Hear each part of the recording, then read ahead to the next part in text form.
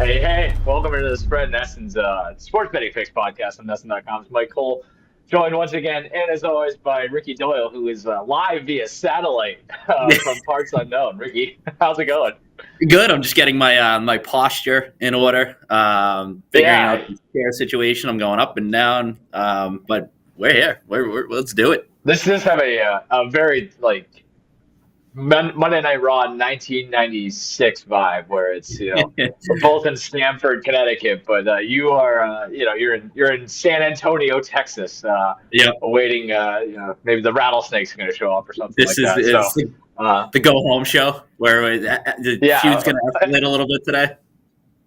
it truly may be some sort of a go-home show in more ways than one. But uh, yeah, we're into like the doldrums here, I guess if you want to call it that, of the sports betting or just the sports. I guess the sports betting world. This is a weird time where it's in I'd say the between. world. I'd say the world. Not No, even there just is that. Yeah, there is that. we're in the But in dog terms days of of winter. it's bad right now. Like in terms of just everything feeling kind of bleak and not having a whole lot of reason for optimism. The vibes are not great at the moment in that regard. But yeah, football is getting smaller and smaller in the horizon on the rear view.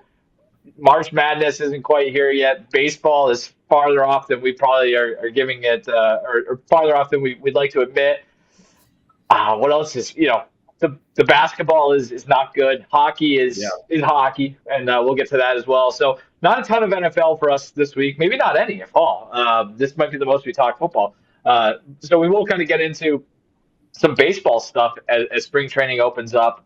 Uh, we'll talk about that from a Red Sox slant, especially now that the Alex Bregman deal is officially official. Kind of figure out where the Red Sox stand in the MLB pecking order, especially as it pertains to the odds and things like that as they get rolling down in Fort Myers. And then we'll do some Four Nations talk. I think the fact that the NHL put an extra couple days in between well, I was going to say semifinals. It's not that. They have some kinks to work out with that tournament as well, but I think we're both on the Yeah. same page and thoroughly enjoying that. So we'll try to break down the final the best we can from a betting standpoint or just from a general enjoyment standpoint. And then we'll get into we're bringing back a classic. You can bet on it, which is a staple of this show in the regard that we've done it, I think twice, if that. Well, I got I got a little bored this morning and just started perusing the offshore sports books, trying to find weird stuff that you can bet on, and we'll see what we can do with the time that we have left for that. So that being said, as I open up I want to make sure I got my stopwatch handy, so we're on time and all of that. Anything? What I was gonna say, what's new with you? But the fact that we're doing this is Yeah. a strange change. How's it holding up over there? Are you feeling No, you it feeling is. ready to go? It's the doldrums of winter. It's like my hands are cracking and bleeding. It's bitterly cold outside. I think I'm getting sick. Your family is sick, right?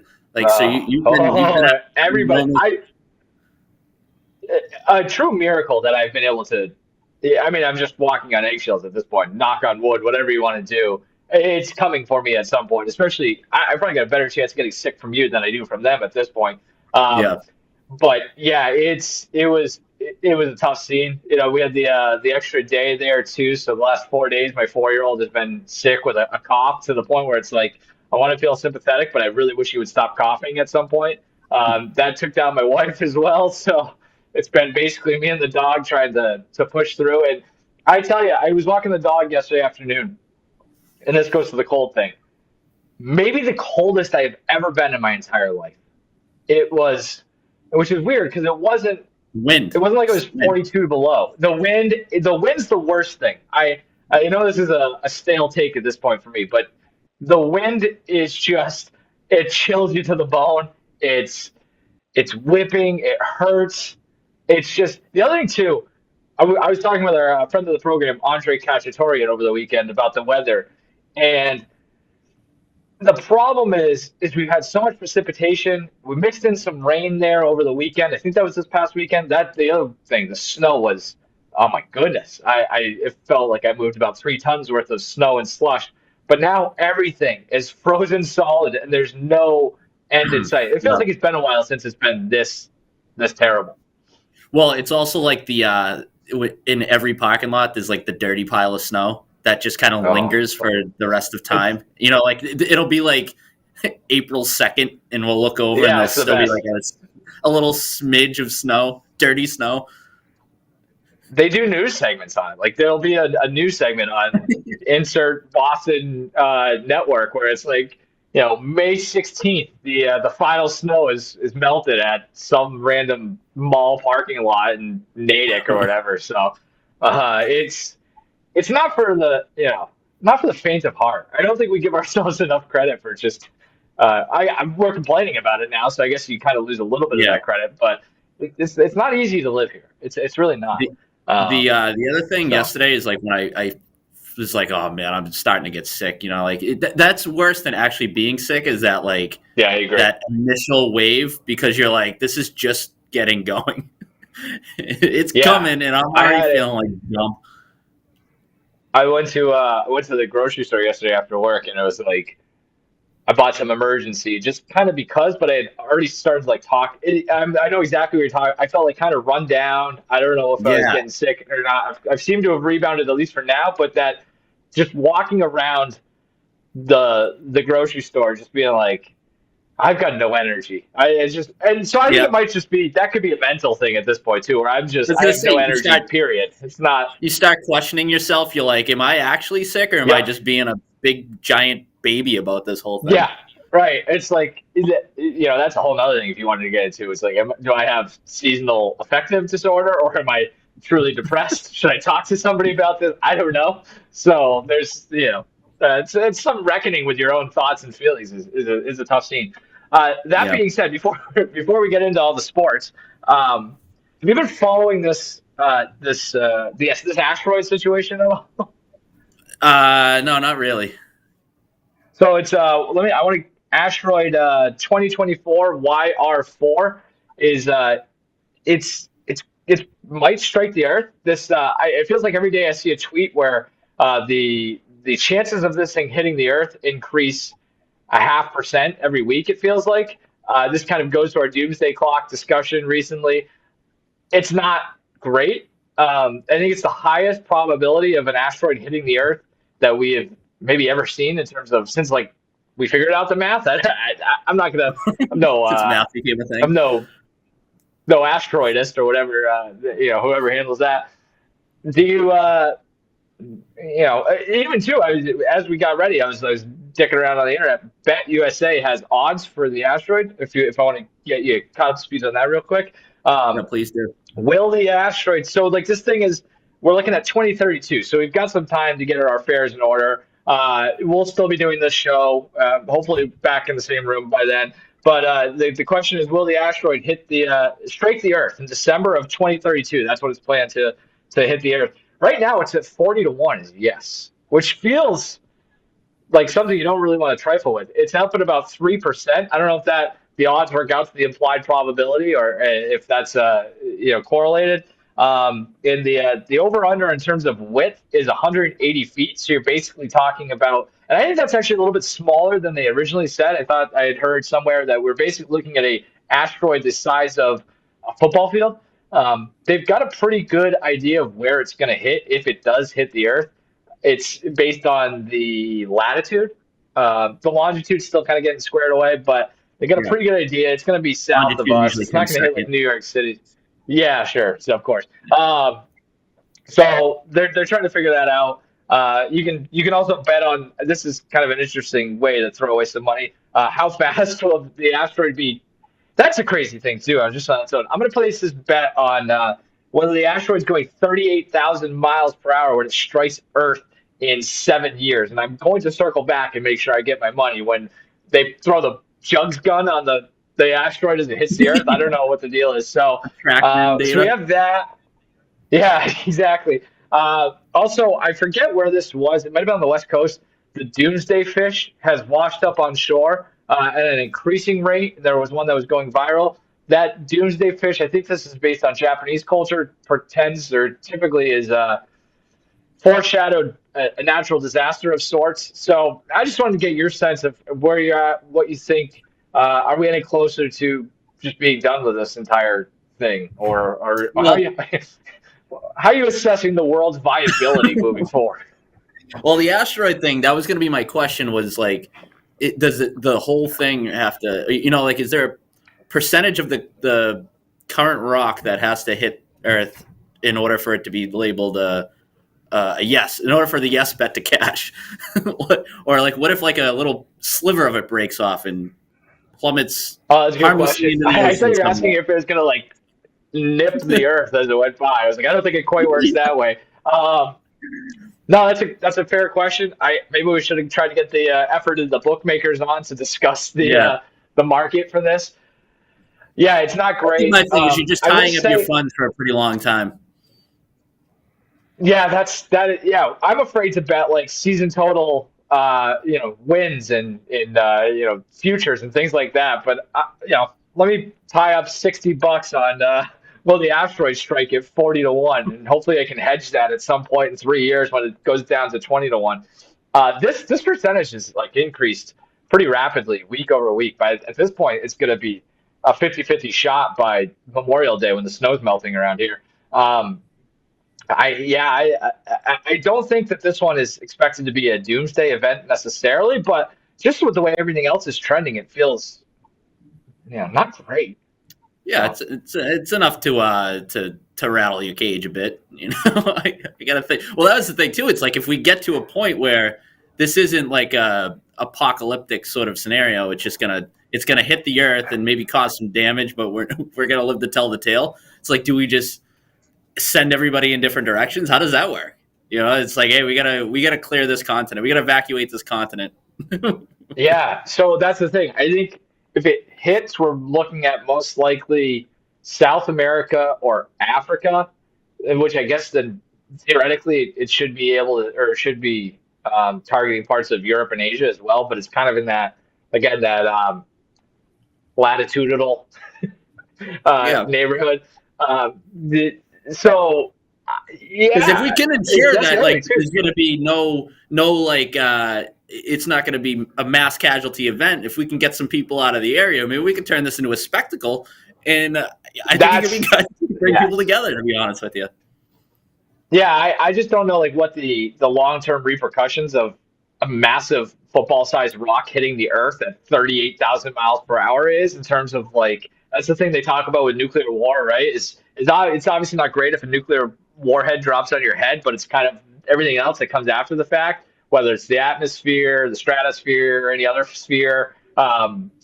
That's a potential problem. But like, yeah, I think I'm with you. If we can avoid major catastrophe, let's lean into this thing. Also, there's a lot of water on the earth. I don't know if you've heard that. So there is a possibility yeah. that it just lands in the ocean too. So The something to doomsday keep in fish mind. thing is pretty interesting though, because whenever like animals start getting out of place, that my antennas go up for something like that.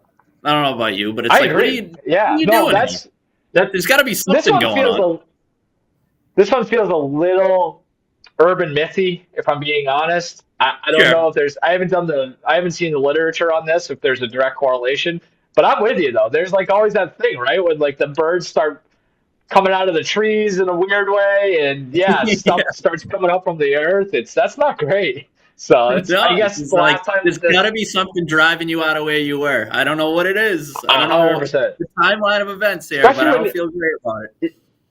yeah, especially when you're coming up from the bottom, like that was I think this the last time it happened was right before some sort of earthquake tsunami deal. So I think that's probably if again if we're to bet on this, I think we're looking at an earthquake sooner than later. But that's you know par for the course. So Man, in terms of um like mythical creatures, like which one would you want to be real?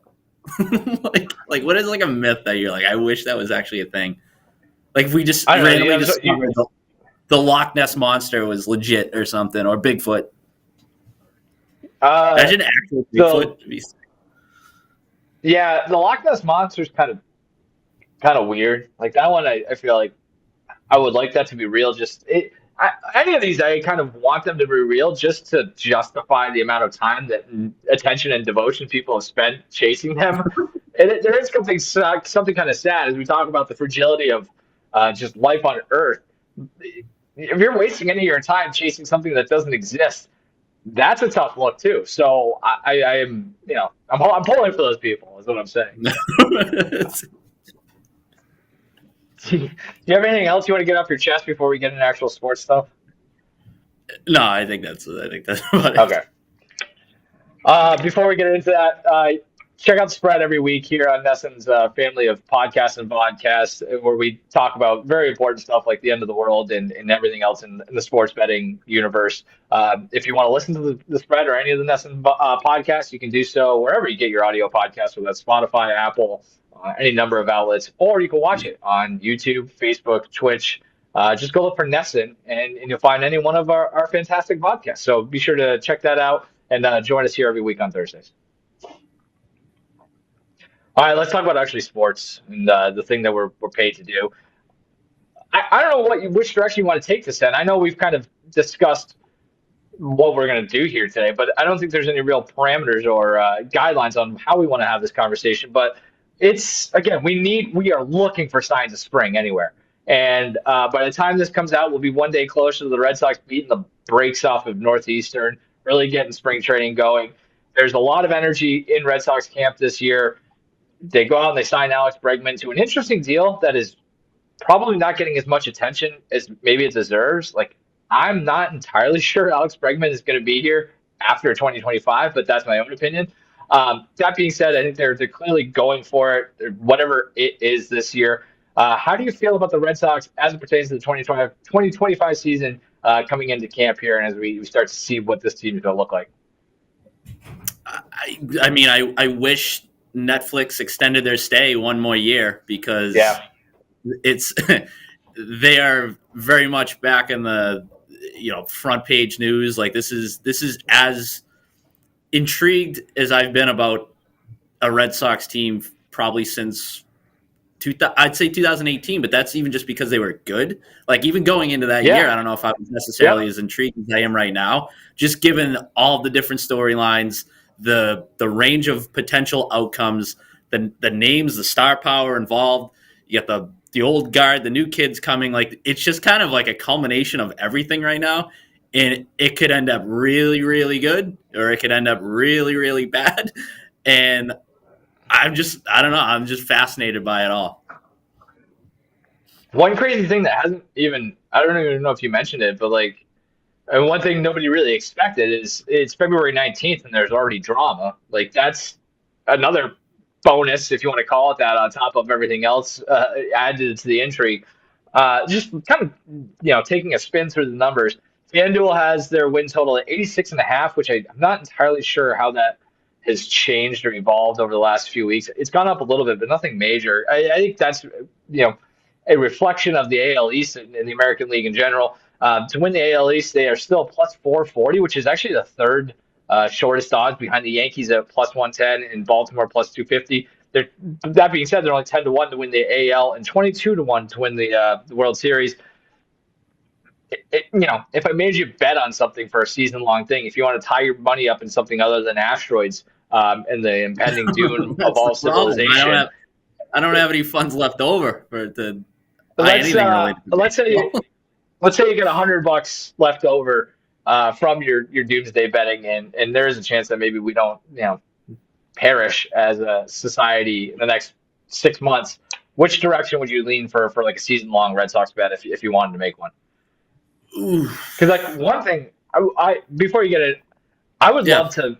I was trying to find like some sort of like division outcome thing where like I'm not entirely sure that they catch the Yankees, but I think they're better than Baltimore. And so Baltimore, like I said, is the second shortest at plus 250. So if I could find a way to bet on them finishing ahead of Baltimore, or even if kind of like your NFL bets that you had earlier in the season. I think it was the NFC West, or no, the AFC West with the Yeah. 1-2 finish.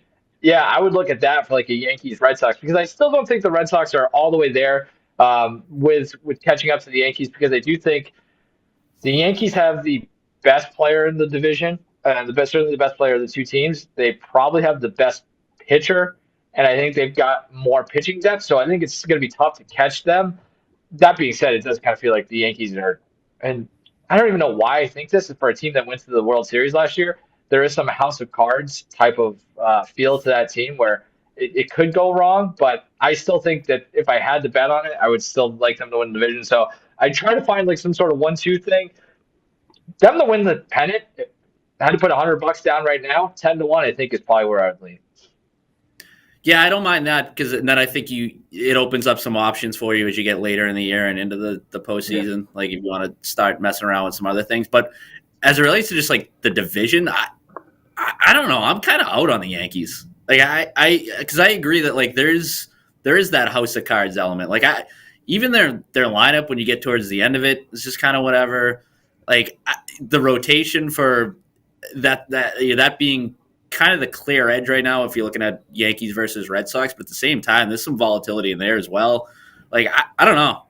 I'm not as probably sold on the Yankees. Like I feel like some of the moves they made this offseason, there's the name value supersedes the impact of those players that are arriving. Whereas I feel like the Red Sox, the reshuffling that they've done, I think they're in a really good place. Like they went out and addressed literally like every single need that they've had. And then Baltimore, I feel like people have swung too far in the other direction on ball. I feel like people are down on Baltimore a little bit. And I get it because like they didn't do a ton this they lost offseason. their best pitcher.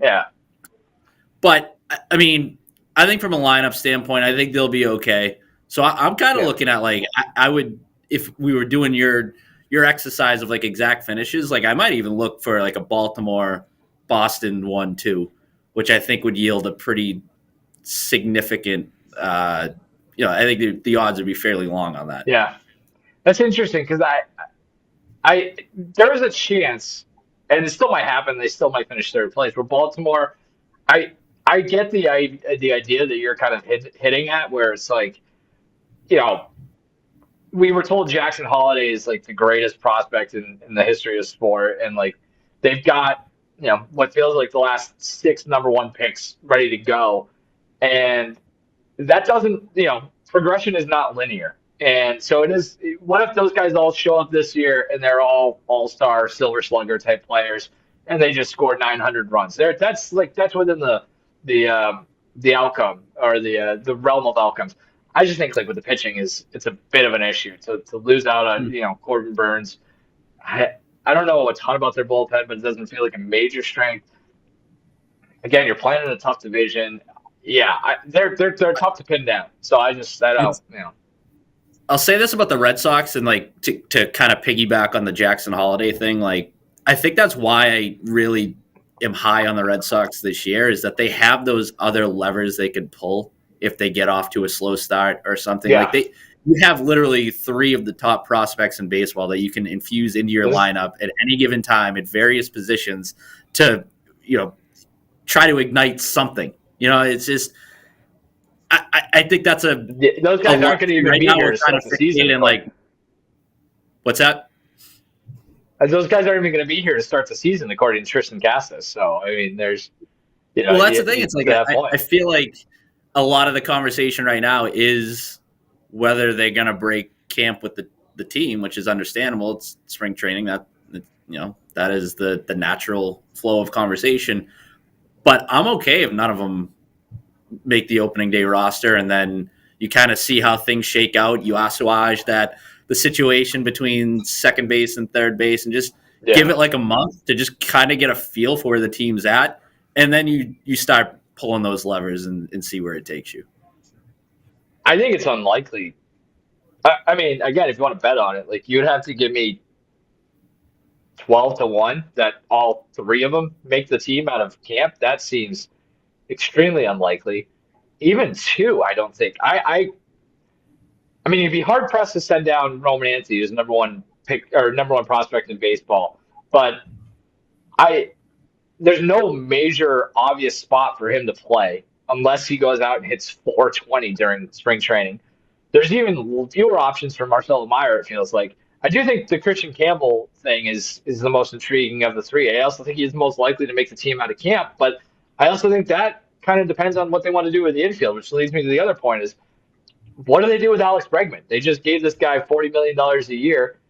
How do you see, how do we feel about him fitting into what this is? Because, we're 2 or 3 days into this entire experiment, and there's more questions than answers at this point. So I don't know. I think to the idea of this being a really intriguing team and having a lot to sink your teeth into, I can't remember spring training being this important to the outlook of a team, in a long time. Yeah. When it comes to Bregman, I'm putting him at second base to start the year and going and seeing how it shakes out. Like I think ultimately they might be a Yeah. better team. I don't think it's a debate really that they're probably the better team with him at third base and Rafael Devers DHing, but there is just like that human element, right? That like there's other variables involved here, Hmm. and it's a long season. So however you start out on March 28th, whatever it is, and how you end Yeah. is going to look 100%. Like it, there's so much that could go on throughout the course of this season. So I'm not really getting too swept up in what they look like when they break camp. I'm more concerned about what they look like in August, September, and hopefully October. Um, but the other thing too, it's like I think we're kind of underrating the competition in the outfield. And that's where I think Campbell can sort of force the issue because I don't know. Are we just going to give Sedano Rafaela the center field job? And you know, I think there was enough Yeah, I think so. bad with the good last year that we shouldn't necessarily assume that that's the way to go. Like I don't know. Like I think there's just as many questions in the outfield as there are in the infield right now, and they're kind of getting buried as it relates to like all of the headlines for understandable reasons. But the outfield is where somebody could, in my opinion, crack the opening day roster, whether it be Campbell or Anthony. That's interesting.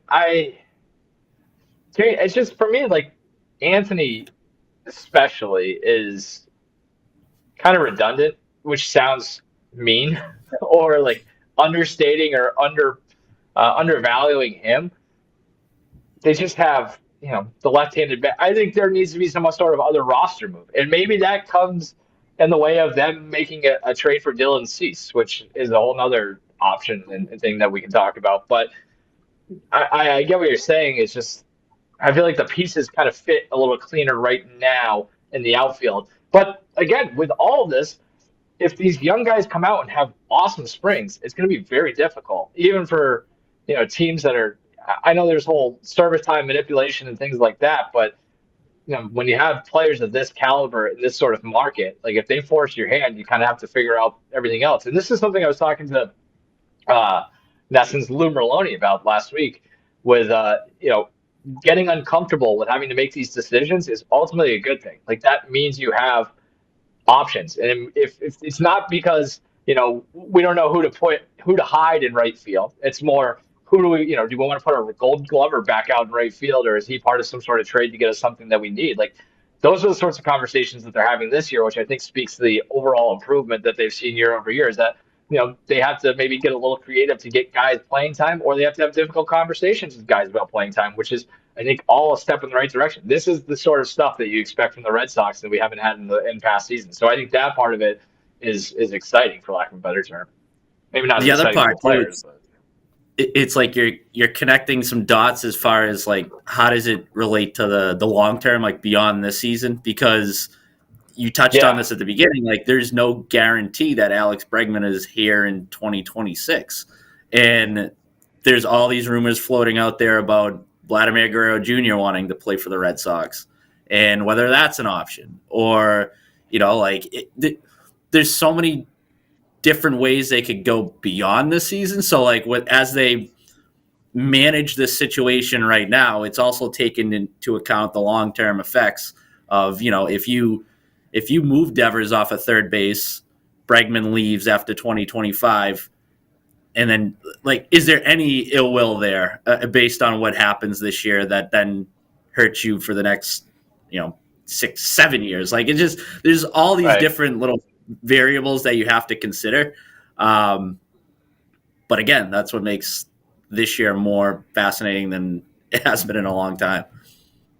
Yeah, again, I think a lot of that, like I said, I don't think Bregman is going to see all 3 years. I don't. And like the Guerrero stuff actually solidifies that thought because I think Bregman's going to have a good season. Just looking at it right now, like I think these are all FanDuel numbers. The over under on his home runs, 19 and a half. I literally had to double check that because it seems so low for a guy who has hit, let me look at it, 26, 25, 23, and then 12 in a shortened season over the last, what, 5 years. I think there's a lot of talk about how he's going to fit at Fenway. I think he goes pretty comfortably over that 19 and a half. You can get 30 plus home runs at 4-1 or 40 plus home runs at 13-1. I'm not sure I'd go that far, but I think offensively, he's going to be a good fit. And if he's a good fit and he produces, I think there's no secret that he wants a longer term deal. Like that was really the discussion the entire offseason is that he was looking for that 6 year deal that he kind of got from Houston offered him that he turned down. If he goes back to the market next year, there's a 5 year deal, similar numbers waiting for him out there. Then I feel like that'd be something he'd be interested in. And at the same time, then if Vladimir Guerrero Jr. is a free agent, which it sounds like that is going to be the case, maybe it's an easier kind of pivot. I don't know. That's just something that I've been thinking about. Um, how do you think Bregman's going to perform in Boston? I think this is kind of a pretty simple question, but I mean that 19 and a half stood out to me too because it's so low relative to his career production that it was like what am I missing sort of what am I number, missing? and it Yeah, almost like scares me away to an extent because I'm like I don't know how, because he's a guy too that he's available, right? He stays healthy, he posts like he's gonna be in the lineup, 140 150 games, like I feel good about that from him. uh, he's This was kind of the whole free agency process was about how good of a fit he is for Fenway. His numbers there are bonkers. Like I don't know. I don't know what the rationale, unless there is just we're downplaying some of the regression that he had offensively in the final couple of years in Houston, or that he benefited maybe than we're giving credit for playing in Houston. Obviously, another great ballpark for right-handed hitters. Because aside from that, it's hard to imagine a scenario where he doesn't hit 20 home runs. I'm with you. I don't know if he gets to that 30 number, although at 4-1, it's somewhat enticing. But because I think he will. I think he'll play largely every day, knock on wood, stay healthy, and be a productive part of that lineup. But he's also going to probably hit near probably in the 3 hole. So like the lineup yeah. construction is tailor made for him to reach that number. So I love the over 19 and a half. I actually think he might end up hitting in the 2 hole. I thought I saw somewhere is that with Dever sitting in the third and three, and I don't know if it stays like that all season. But if that's the case, give me all the Raffy Devers RBI totals because I think Yeah. again he's going to come up with guys in front of him a lot, especially if everything stays the same and it's they're going to fill him up. Looking through his numbers, Bregman's numbers, and yeah, kind of to your point, like he does not barrel up a ton of balls, at least not on a consistent basis. His average exit velocity is last year was in the 51st percentile, which actually was a jump up. You look at his baseball savant page, all the red comes from his plate discipline. He doesn't strike out a ton. He doesn't swing and miss a ton. He doesn't chase. Last year his walk rate went down a lot, but that seems to be an outlier. So, like, I don't know, keeping him in a similar stadium, which I guess Fenway and whatever they're calling. There's a new name now for Houston. I saw that the other day. I'm just gonna call it Enron. Um, but I think as long as he's putting balls in play, he's going to run into a few. So I would take that over 19 and a half and feel pretty comfortable about it, despite the fact that, I had the same, alarm bells going off. Be like, what is he hurt? Do they know something? Like, is there a guy who's going to shove it up his ass here in the AL East more often than happened in the West? What? I don't know. So, it's interesting. I don't know how much I love the player, but I think I love the move. If that makes sense, Yeah. kind of differentiating between the two, where I think you're getting him on the downside, but getting him in a shorter term deal for where you're at right now with your progression. I mean, he is the perfect like bridge player for where you're at now and where you think you can be in 3 years. So it all makes sense. I don't know. They look so much deeper, both from a like just the lineup standpoint. Like the line, like plugging him into that lineup just makes it look so like it looks so Yeah, much better. And also the fact that we're having these conversations about camp competition and all that. Like I prefer to have those conversations than like, oh crap, who are we going to have to play second yeah, base, which is yeah, the 100%. scenario way too frequently where there's been plenty of years where it's like we think we're going to get this internal progression from so and so, and it's like, I mean, I get it, like you hope for that, but I think having the other option of like, let's go out and address this issue, and if we're Yeah, forced into a situation where we get that internal progression, great. So yeah, they're just a much deeper team now. And like I said, I just like the fact that they have all of these options. And we haven't even got into like how, the moves they've made on the pitching side and how much better they are, just the general upside there. I mean, I still, I guess, like have some questions as to how good they are going to be. Like, I think the upside's there, but there's a lot yeah, of questions as well. But yeah, no, this is a very high ceiling team. yeah, and the floor is much higher, which is again all you can ask for when you're looking to invest 6 months of your summer, right? Is I think they're going to be competitive, and I think you're going to have something to again sink your teeth into. The other thing too we didn't talk about, I think the bullpen's a lot better. I kind of like the Ottavino play, bring him back. They've got a lot of veteran trusted guys in the back end, and maybe all their arms blow up, and that would be kind of a bummer. But and again, it speaks with what they've done. I just think everything is incrementally better, and for a team that contended a little bit last year, necessary alterations have been made to take some pretty big steps. So I'm looking forward to it. But the bullpen, that's Go another ahead. really good point though, because like it's almost similar to Thank the you. Bregman thing, right? Where you have like these established veterans that you plug into the bullpen, and they're going to give you some innings. We're not quite sure what they're going to look like from time to time, but then the hope is that like somebody comes along through the system that you plug in mid-season, and they're the next iteration Yep. of fill in the blank reliever who just pops out of nowhere, because that is just like how that it's just how relievers work, right? But Yeah. like It's just a lot easier, right? if you start the season with these kids and they don't mature at the rate that you hope, then you're in a disastrous situation. Whereas now it's just like the organizational depth is just a lot stronger than it's been in a while. For sure. Our organizational depth remains strong as well, and highlighted by us. Two can't miss prospects who have turned into solid everyday players. And if you want more of that, make sure you check out the spread every week here on the Nesson Podcast Network. If you want to listen to the spread, which is certainly an option, you can do that wherever you get your audio podcasts, whether it's Apple, iTunes, Spotify, Apple and iTunes, I guess the same thing. Or you can watch it on YouTube, Facebook, or Twitch. Just go look for Nesson, and you can find the spread in every other Nesson podcast right there. All right, let's get into Four Nations. This has been awesome. I don't know. It kind of snuck up on me, so I didn't have a ton of expectations. I thought it was going to be okay. I think that it had a pretty high floor just because international hockey is cool, but you just never know how much buy-in there's going to be. There's been a ton of buy-in. The fact that it comes in a weird political situation and time too, I think, is added to it. We're going to sit here and try to preview the final for Thursday night as much as we can. But generally speaking, this has been awesome and so much better than anyone could have imagined. And I think it's like might go down as the greatest accomplishment of Gary Bettman's tenure as NHL commissioner. Ton of credit to the players for buying in as well, but this is what the NHL has needed. Have you enjoyed it? I'm guessing you have. Oh yeah, no, but like you said, it kind of snuck up, right? Like in that, and we say Yeah, that as somebody who's probably closer to it it won't. than a lot of other people. It won't sneak up next time either. Like No, no, no, no. this international thing is can't miss stuff. Whether it's the Olympics or whether it's the World Cup, which is coming. Like they have, they've just taken this piece of the sports calendar and like this is the time of year when you get professional athletes playing international hockey. Like that's there. It's theirs now. Go on. Sorry. Yeah, no, but that's another thing where it sets the stage for an awesome Olympics. Like Yeah.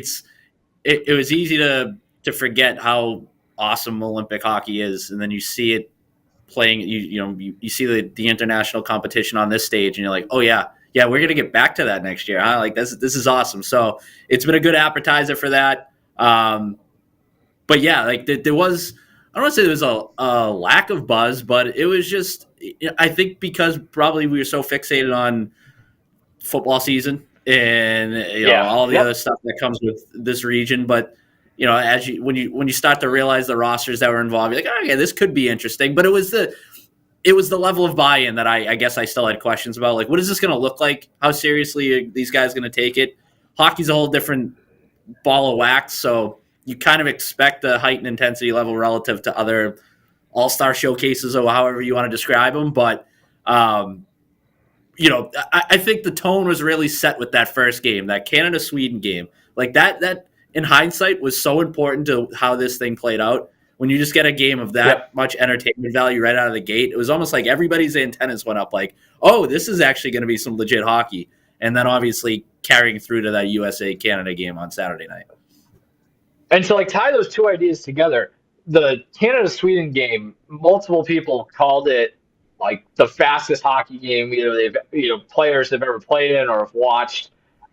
And so the speed was there, and it was like, okay, so they're taking this thing seriously. And I think that set the tone for what was going to be expected. It was like, I don't think it was ever going to be glorified shinny, but there was a chance that these guys just play it like regular season hockey, and it would have been fine. It would have been fine. Yeah.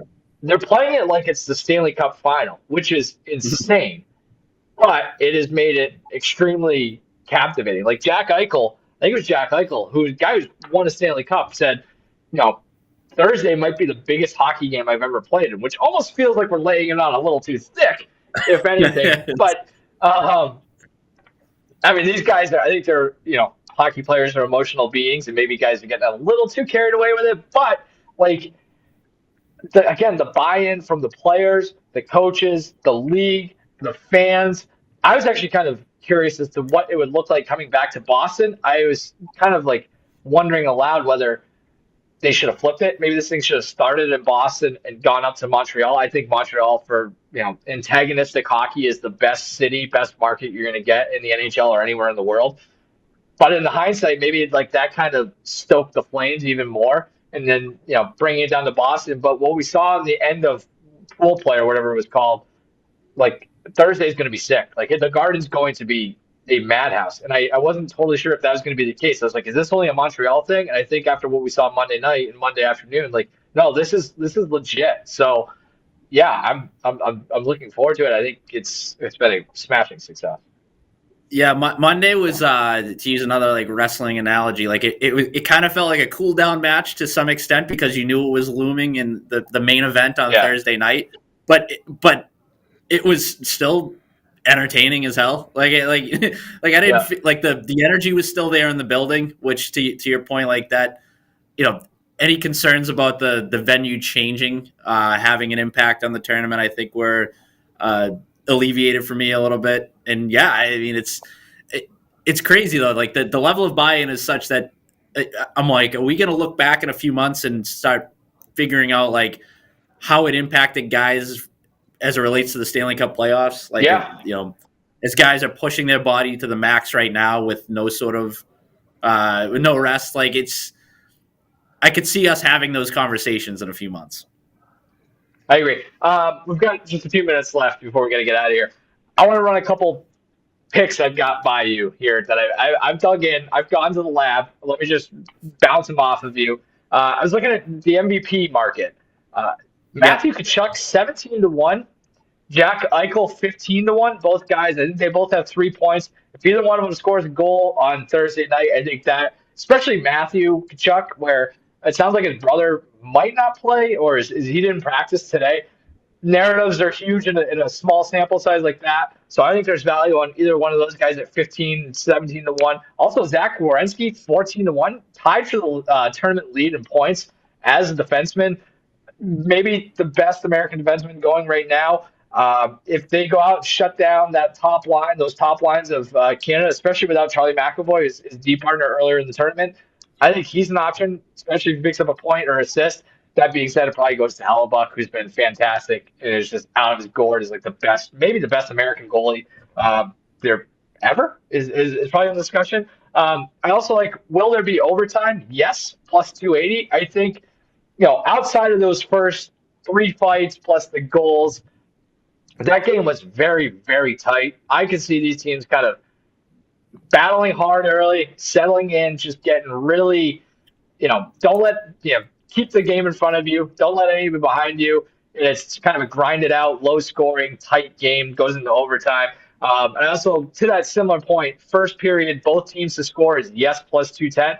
I think he comes out, this place, the Garden's rocking. We're in a similar situation. Maybe guys are a little loosey goosey, a little undisciplined, whatever you want to call it. Both teams get on the board first and then settle into a tight checking thing. Do you have any takes on my handicapping of the Four Nations face-off final on Thursday?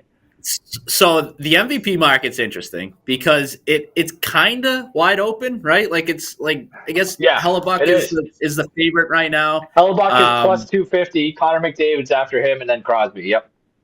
so I kind of look at this like if you're gonna pick a side in this game, like maybe take a look at the MVP market, like and try to extract some additional Yep. value there by being like, how's this game gonna shake out? Like who's gonna push it across the finish line and bring home that hardware? That like because it is such a it's a coin flip game right now.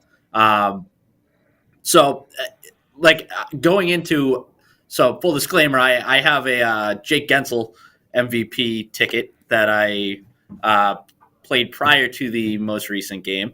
And those odds have since plummeted. So I think he was like Nice. plus 650 at the time. It's now, I believe he's 15-1. But anybody in that ballpark of the names you mentioned, him, like Yeah.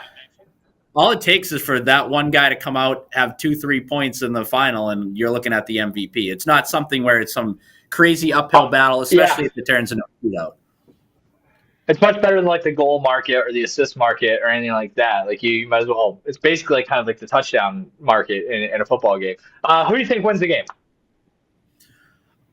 Yeah, my heart obviously says the United States, but my head is telling me Canada. I think Canada wins. I think they outplayed the Americans for the most part on Saturday night. Obviously, getting home will help, but I don't know how. Like beating basically a dream team two times in the span of 5 days feels borderline impossible. So yeah, I'm here for Canada, or not here for it, but I think they're gonna upset or mess up the party, and that could be ugly too. There's a whole other Also, set of just circumstances with that. the lineup situations where you mentioned Yeah, Kachuk sort of iffy, Charlie McAvoy out. Canada probably gonna have Kale McCarr back, right? So yeah, like I think that's baked into the line now that we're seeing that initially it was US a slight favorite, but now it's sort of a coin flip game. But I think there's just a lot of things pointing to Canada, who I think going into the tournament was the prohibitive favorite as it was. So yeah, I think it's more interesting based on what happened on Saturday night, but I don't think that this is by any means going to be a situation where the U.S. just runs away with it. I think Canada talent ultimately wins out. agreed. I'm stoked about it. I'm also stoked about the spread. I'm always stoked about the spread. Nesson's Sports Betting Picks podcast, which you can watch every Thursday here on the Nesson family of podcasts and podcasts. If you want to listen to it, if that's your thing, go over to Apple, Spotify, wherever else you get your audio podcast. You can find it in a whole bunch of places. You can download and listen to it there, or you can watch on YouTube, Facebook, or Twitch. Just go look for Nesson, and you can watch the spread and all of our fine podcasts and podcasts. All right, we just got like a couple minutes left. As always, we've belabored the point with everything else. I just want to run through a few things that I want to get your take on. Just random stuff that you can bet on. This is the Bet US novelty prop market. Right. Novelty is your middle name, so you're an expert on here. Egg prices. I don't know. Do you buy eggs? Yeah, I do. Sure. I'm So they're terrible when expensive. I don't really look at prices when I go to the supermarket though. I don't either, actually, to be honest with you. And I have a family and everything. That I and should be a gas, little more I just kind mindful. of like Yeah. I just accept it. It is what it is. I'm gonna, I gotta deal with it. 550 to 575 and 575 to $6 are the favorites. I've got some value here on over $6. I think the bird flu thing can't be overlooked here. I think that the price is going to keep going up despite maybe the government's best efforts. So This is by Easter. Well, what will the egg prices be? So that's again, that's also a thing too. I think maybe there's gonna be some inflation with the egg market as Easter gets closer. People want eggs. Um, Speaking of Easter, which Jesus Christ miracle will be next explained by science? Water into wine is the clear favorite at plus 250. Calming the storm and walking on water at 4-1. Do you have any takes on that? Walking on water. Somebody's going to get to the bottom of that. I think it's going to be That some one, sort of. anything water based feels like we could scientifically prove. Yeah. I think water into wine. I mean, water into wine is that's basically you're just walking me through the fermentation process, right? Like, I mean, I guess he kind of did it as it happened, but that's another one to kind of think about as Easter approaches. I think those two are kind of tied hand in hand. So maybe you could parlay egg price with Jesus miracle and have yourself a nice little Easter payday. What's the continent? The next pope. I know the pope's going through some health issues. Shout out the pope. Africa is even money favorite right now. Europe plus 150. And one other thing I wanted to hit you with: National Spelling Bee odds here. The winner to have braces is plus 200. I'm parlaying that with the winner to have glasses at even money. So I don't know what that works out to. I actually don't think you can parlay that. And then finally, as we have like 30 seconds left, a quick check-in of aliens. Will U.S. confirm existence of aliens in 2025? 9-1. What say you, Ricky Doyle? Yeah, we will. Yeah, we're gonna finally do it. Nine We're to gonna one feels like finally take the that number's plunge. only going down. Too much, So get the too nine much to one while pressure. you can.